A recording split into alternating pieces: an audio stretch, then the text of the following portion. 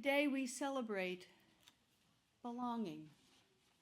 Belonging is a universal human need. The need to be loved and protected, to be part of a larger family or social group, is deeply rooted in our biology and our psychology.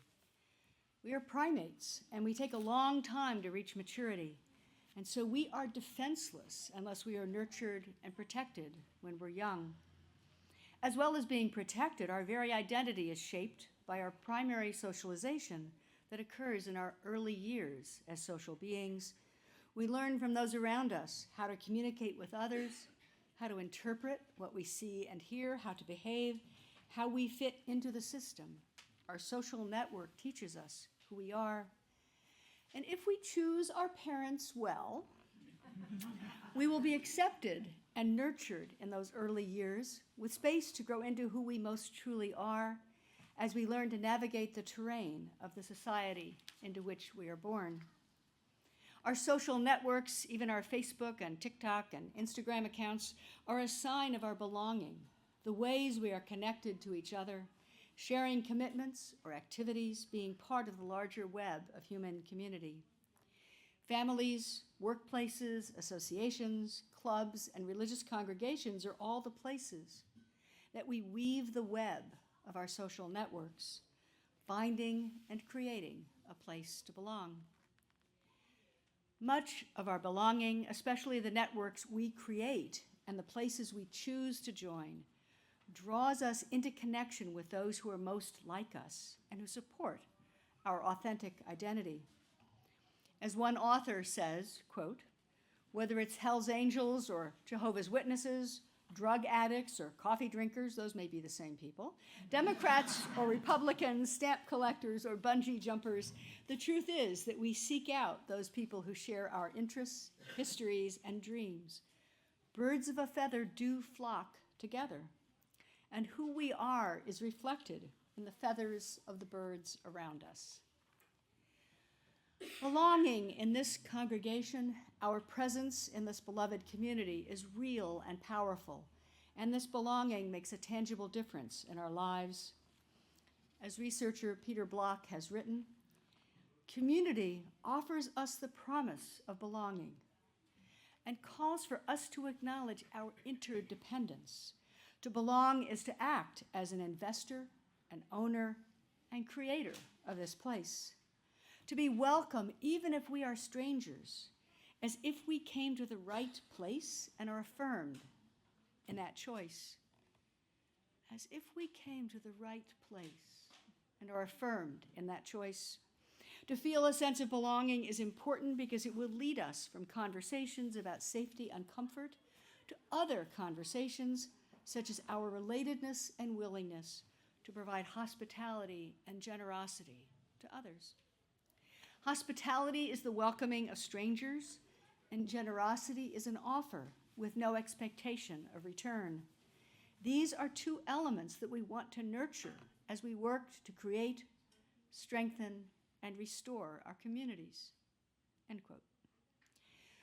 Real belonging must be authentic to who we are.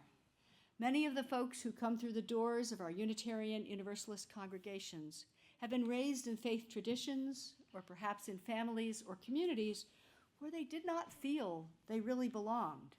And perhaps they become convinced that religion itself can never be a place of belonging for them. And then they find their way to a congregation like this one, seeking authentic belonging, a place where they can be who they truly are in a community of faith commitment. Again and again, I have seen the search begin during the week or on a Sunday when someone takes the risk to come through our doors, and it is a risk to come through the doors into a new space, to ask, what sort of congregation is this? When people arrive at this congregation on that search as seekers, they are asking, is this somewhere I can belong?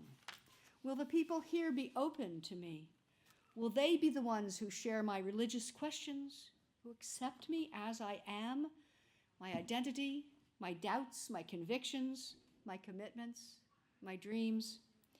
are these people who will accept me authentically as I am, not conditioned on my doing or saying the right things, loving the right person, using the right pronouns, or wearing the right clothes? Can I be myself here as I really am? Everybody is welcome, Lex. Come on in. I know I felt that way back in the 1980s when I first joined a congregation in this faith tradition. And I hear that story again and again as people discover a Unitarian Universalist congregation as a place they can authentically belong. In joining a UU congregation, we join into a larger covenant based on the values that invite us into the Unitarian Universalist tradition, the 6 core values of justice, interdependence, pluralism, transformation, generosity, and equity, united by the central power of love that is the spirit of our faith. And we have the new Unitarian Universalist symbol of our values up on the wall now. Thank you, membership team, for supporting that. This congregation and our entire Unitarian Universalist religious movement is based on a principle of authentic belonging, authentic membership, membership freely chosen and freely entered into, which is why even if somebody's grown up as a child in this tradition, they're not really a member until they make a choice to join as a junior member, as Austin did when he turned, 16? And then becoming a full member at 18. I hear time and time again, that is what people are seeking when they come through our doors, and in our values, it is our responsibility to assure that is what they find. In June 2023, a speaker at the UUA General Assembly, Dr. Imani Perry, used the term stratified belonging. And that phrase has continued to capture my attention as I think about the ways we create community. The term stratification, which you might have learned in geology, means layers. And as one author says, it's used in sociology to describe the system of social standing. Social stratification refers to a society's ranking of people into socioeconomic tiers based on factors like wealth, income, race, education, and power. The article went on to explain the distinct layers found in rock, called stratification, are a good way to visualize social structure. Society's layers are made up of people, and society's resources are distributed unevenly throughout the layers. If you've been watching the news lately, we're getting a really good example of that. The people who have more resources represent the top layer of the social structure of stratification. Other groups of people with progressively fewer and fewer resources represent the lower levels of our society, end quote.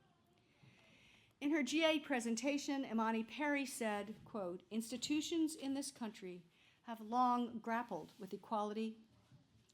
In truth, belonging is something jealously guarded and often tiered and stratified.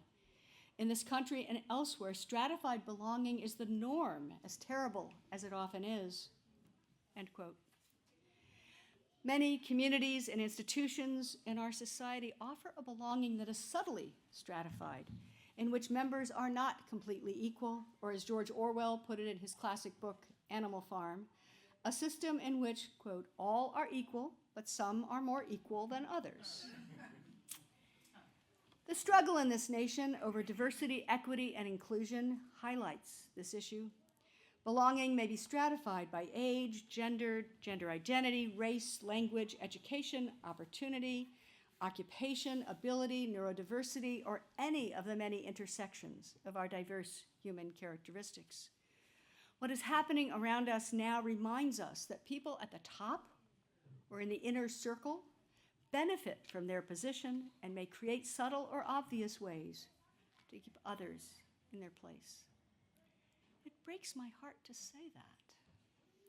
It's good to remember that even the open welcome of a Unitarian Universalist congregation community may inadvertently reflect the stratification processes of our complex and diverse society with systems that create segmented belonging based on wealth, education, identity, ability, or personal style, or perhaps divisions based on how long one has been here, so that some members are more equal than others. This tendency, even though it's unintentional, can still do deep harm to those who seek true belonging. So what is the antidote to stratified belonging? Well, Joyce gave you a sneak preview. One answer may be found in what anti-oppression consultant C.B. Beale calls preemptive radical inclusion, which is a way of being, a way of leading, a philosophy about creating just, loving, and creative spaces in the world, and an adaptive set of perspectives and practices that people use to increase justice and equity in their lives and organizations. Preemptive radical inclusion, which we can call PRI, and it's not Public Radio International, it's preemptive radical inclusion, is preemptive because as leaders, we are responsible to figure out in advance how to involve everyone in all the activities of the community or congregation, and we make those changes without attendees having to make their needs known because we've already planned for them. We preempt the possibility of being exclusive. We don't wait for an individual to tell us what they need and then meet their needs. Instead, we create experiences that preemptively involve them. The burden is on those in leadership to be aware of the needs of the people we are most likely to miss, end quote. So I can provide an example of my own failure of preemptive perspective from a Halloween party. It was a dance party. It's actually in honor of my birthday some years ago in a congregation I served. So we thought through some of the possibilities. So we preemptively provided an activity like a crafts area for the younger children, and that worked. But we did not plan with teenagers in mind. So they had to fend for themselves, which, being teenagers, they did quite competently. But we also did not plan for people who had never been to the congregation before and who did not know anyone except the person who had invited them. If we had planned to be preemptively welcoming at the party, we could have planned for a more effective way for the teens to be involved and for a structure of welcome that did not leave the newcomers sitting by themselves until their friends arrived an hour later. We could have been more preemptive, and I wonder how often we miss opportunities for engagement just because we're not thinking about welcoming everyone in all their diversity, in all the ways they need to be welcomed. As C.B. Beale continues, this is radical inclusion because it calls us to change right down to our roots, the foundation of not only what we do, but how we do it. Inclusion doesn't simply mean that we include others in our circle of what we already do and how we do it, but we change. We expand the experience to encourage deep involvement and make that involvement possible. Inclusion without centering the voices of the most marginalized is not inclusion. When we involve others in the creation of our projects and communities, our we becomes larger, and what we do and how we do it transforms into something new. And we change. Evidence of our success is not more people in attendance. It is that we ourselves have changed. C.B. Beale's challenge to us all is to create community that moves beyond the comfort of stratified belonging, to open and transforms our circles of belonging, to draw everyone into the center. Beale says, quote, as we grow and learn, we have to let go of how we think about some things and think differently, and of how we do things and do them differently. We have to let go of the presupposition that it is we in leadership alone who do those things at times. PRI done honorably means that while we have been given authority and power, we frequently give up decision-making and authority and defer to those who join us as we together find a new way. Preemptive radical inclusion means that we notice all the privilege we bear as the people already in the circle, and when and how we exert it. Beale's essay closes with these words. We are all both privileged and challenged. We all benefit from and are oppressed by our communities and social and political structures in different measure. When we are in positions of leadership, it is our responsibility to identify what it requires of us to welcome all into true belonging, to sit with the complication and discomfort as we figure out how we can be part of a liberation struggle that reaches back in history and forward toward justice. We all get free together. We all get free together. End quote. Belonging to this community of faith, celebrating our belonging with joy, is a statement of commitment to the power and possibility of human life, to equity, justice, and inclusion, and to the prospects for a world of greater peace and justice for all. Our commitment to this community, our welcoming of our new members, our willingness to explore the opportunities for preemptive radical inclusion contributes to making this congregational community strong and resilient, open to the seeker, welcoming and including those who want to be part of the work we do together. As a congregation, may we always go forward in the power of peace, faith, and love. So may it be.